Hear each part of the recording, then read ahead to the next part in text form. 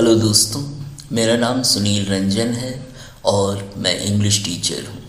अभी मैं आपके लिए लॉन्ग वॉक टू फ्रीडम अर्थात स्वतंत्रता की लंबी यात्रा जो नेल्सन मंडेला के भाषण का अंश है उसका हिंदी रूपांतर लेकर आया हूँ।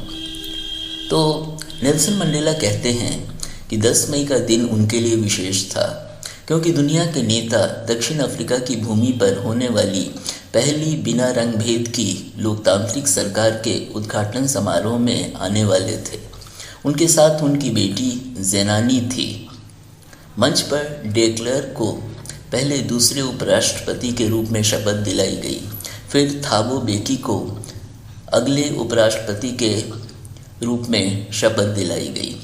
फिर जब उनकी बारी आई तो उन्होंने संविधान को मानने और गणतंत्र और उसके लोगों के लिए अपना जीवन समर्पित करने की शपथ ली।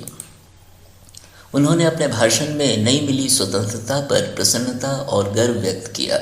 उन्होंने दुनिया के नेताओं का वहां आने के लिए अभिनंदन किया और दक्षिण अफ्रीका के राजनीतिक उत्थान और देश की सेना की प्रशंसा की। उस अवसर पर 2 राष्ट्रीय गीत बजाए गए, एक पुराना और एक नया। नेल्सन मंडेला को देश के इतिहास की याद आई जब श्वेतों ने रंग भेद वाली अमानवीय व्यवस्था स्थापित की थी। हजारों श्वेत अफ्रीकी लोगों ने देश की उस व्यवस्था के खिलाफ अपना बलिदान दिया था। उन्हें महसूस हुआ कि उस अमानवीय यातना की सोच से निकलने में वर्षों लगेंगे। उस यातना के कारण ही ओलिवर टैम्बोस, वॉल्टर सिसलस, लथलिस इत्यादि जैसे वीर सेनानी निकले थे। उनके अनुसार किसी के रंग के कारण कोई जन्म से उनसे नफरत करना नहीं सीखता। जिस प्रकार लोगों को नफरत करना सिखाया जाता है उस प्रकार लोगों को प्रेम करना भी सिखाया जा सकता है और प्रेम का भाव नफरत की तुलना में मानव हृदय में अधिक सहजता से आता है।